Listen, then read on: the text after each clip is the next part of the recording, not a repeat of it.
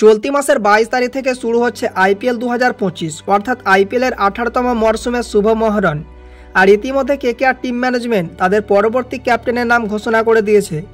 Kolkata night রাইডার্সকে এবার নেতৃত্ব দেবেন ভারতীয় ব্যাটসম্যান অজিঙ্কা রাহানে। সেই রাহানে যে কিনা আইপিএল 2025-এর মেগা নিলামে প্রথম রাউন্ডে দলই পাননি, কিন্তু শেষ পর্যন্ত নিলামের দ্বিতীয় দিনের শেষ দিকে তাকে ভিত্তিমূল্য 1,50,00,000 টাকায় দলে নিয়ে নেয় কলকাতা। তখন ভাবা হচ্ছিল বিকল্প হিসেবে রাহানেকে কিনে রাখছে কলকাতা, তবে শেষ পর্যন্ত সেই রাহানেই হলেন কলকাতার অধিনায়ক। কেকেআর দলে এত ভালো ভালো প্লেয়ার থাকতে অজিঙ্কা রাহানেকেই কেন ক্যাপ্টেন করা হলো, এই প্রশ্ন উঠছে সোশ্যাল মিডিয়ায়। এদিকে ব্যাটিং রেকর্ড বিবেচনায় নিলে কলকাতার একাদশে রাহানের জায়গা পাওয়াটাই মুশকিল। এই দলে ওপেনার হিসেবে আছেন সুনীল নারায়ণ, কুইন্টন ডিকক, রহমানুল্লাহ গুরবাজ, আছেন অঙ্কৃশ রঘুবংশী। 20 বছর বয়সী যে ব্যাটসম্যান নিজের প্রথম মরশুমে গতবার ব্যাটিং করেছিলেন 155 স্ট্রাইক রেটে। ভেঙ্কটেশ আয়ার, অ্যান্ড্রে রাসেল, রিঙ্কু সিং, রমনদীপ সিং তো আছেনই। এবার তারা দলে নিয়েছে ইংলিশ অলরাউন্ডার মঈন আলীকেও, মানে সব মিলিয়ে বিধ্বংসী এক ব্যাটিং লাইন আপ। সেই ক্ষেত্রে এই দলে জায়গা পাওয়াটা অজিঙ্কা রাহানের খুব একটা কঠিন হয়ে দাঁড়াতো। রাহানেকে নিয়ে ভিন্ন কোনো বিশেষ পরিকল্পনা না থাকলে নিশ্চয় নিলামের দ্বিতীয় দিনে কেকেআর টিম ম্যানেজমেন্ট তাকে দলে নিত না।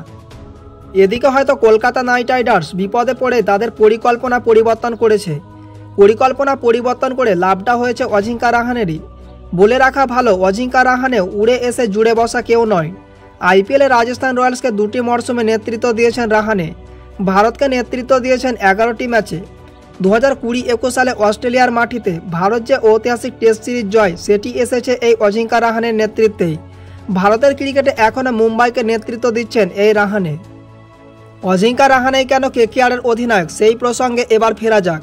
আসলে আইপিএলের বর্তমান চ্যাম্পিয়নরা এবারের মরশুমে নেতৃত্ব দেওয়ার মতো কাউকে খুঁজে পাচ্ছে না। সেই কারণে রাহানের দিকে ছুটেছে দলটি। রাহানে ছাড়া কলকাতাকে নেতৃত্ব দিতে পারতেন কুইন্টন ডিকক, রাসেল কিংবা সুনীল নারায়ণ। এই তিনজনের মধ্যে রাসেল ও সুনীল নারায়ণের একাদশে জায়গা নিশ্চিত। তবে রাসেল চোটপ্রবণ, সুনীল নারায়ণ অধিনায়ক হিসেবে আইএল টি20তে হয়েছেন ব্যর্থ। সব মিলিয়ে আবুধাবি নাইট রাইডার্সকে 30টি ম্যাচে নেতৃত্ব দিয়ে মাত্র 9টিতে জেতাতে পেরেছেন সুনীল নারায়ণ। তাই তাদের নিয়ে ভাবেনি কলকাতা নাইট রাইডার্সের টিম ম্যানেজমেন্ট। কুইন্টন ডিকক যেহেতু একাদশে জায়গা নিশ্চিত নয়, বিদেশি এই ক্রিকেটারকে নিয়ে কেন অযথা ঝুঁকি নেবে কেকেআর টিম ম্যানেজমেন্ট। এদিকে ভেঙ্কটেশ আয়ারও কেকেআরের অধিনায়ক হতে পারতেন, আলোচনাটা আসলে তাকে নিয়ে বেশি ছিল। 2021 সাল থেকে ভেঙ্কটেশ আয়ার কেকেআর দলের সঙ্গে আছেন। এবার কলকাতা নাইট রাইডার্স তাকে ধরে রেখেছে 23,75,00,000 টাকা খরচ করে। টাকার অঙ্ক দেখে বোঝা যাচ্ছে এই দলে ভেঙ্কটেশ আয়ারের গুরুত্ব কত। তবে ভেঙ্কটেশ আয়ার টি20 ম্যাচে কখনো নেতৃত্ব দেননি, আর রাহানে 53টি টি20 ম্যাচে নেতৃত্ব দিয়েছেন। দিন শেষে কলকাতার টিম ম্যানেজমেন্ট অভিজ্ঞতাকেই বেছে নিয়েছে। ভেঙ্কটেশ আয়ারের কপালে জুটেছে সহ অধিনায়কের দায়িত্ব, মানে ভেঙ্কটেশ আয়ার আগামীর পরিকল্পনায় আছেন।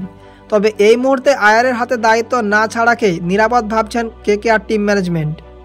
এদিকে আবার প্রশ্ন উঠছে অজিঙ্কা রাহানের ব্যাটিং সামর্থ্য নিয়ে। টুকটুক ব্যাটিংয়ের জন্য টি20তে প্রায় বাদ হয়ে পড়েছিলেন অজিঙ্কা রাহানে। তবে 2023 সাল থেকে টি20তে নিজেকে ভেঙে নতুন করে গড়ার চেষ্টায় আছেন রাহানে। কখনো তা পেরেছেন, কখনো পারেননি। সব মিলিয়ে আইপিএলে 123 স্ট্রাইক রেটে ব্যাটিং করা রাহানে 2023 সালে আইপিএলে চেন্নাই সুপার কিংসের হয়ে ব্যাটিং করেছিলেন 172.49 স্ট্রাইক রেটে, যা দেখে সবাই আশ্চর্য হয়ে গিয়েছিল। সেই 2023 সালের মরশুমে চেন্নাইকে চ্যাম্পিয়ন করতে বড় অবদান ছিল অজিঙ্কা রাহানের। রাহানেও নিজেকে চিনিয়েছিলেন নতুন করে। পরের মরশুমে যদিও ব্যর্থ হয়েছেন, গত মরশুমে সব মিলিয়ে 242 রান করেছিলেন, সেটি আবার 123 স্ট্রাইক রেটে, যে কারণে চেন্নাই তাকে আর ধরে রাখেনি। তবে এবারের আইপিএলে দারুণ ছন্দ নিয়েই আসছেন অজিঙ্কা রাহানে। সৈয়দ মুশতাক আলী ট্রফিতে 8 ম্যাচের মধ্যে 5টিতে হাফ সেঞ্চুরি করেছিলেন তিনি। রান করেছেন 164.56 স্ট্রাইক রেটে। অধিনায়ক হিসেবে দলকে শিরোপাও জিতিয়েছেন। এসব দেখে কলকাতা রাহানেতেই ভরসা খুঁজে পেয়েছে। এখন দেখা যাক সেই ভরসার প্রতিদান রাহানে কতটা দিতে পারেন।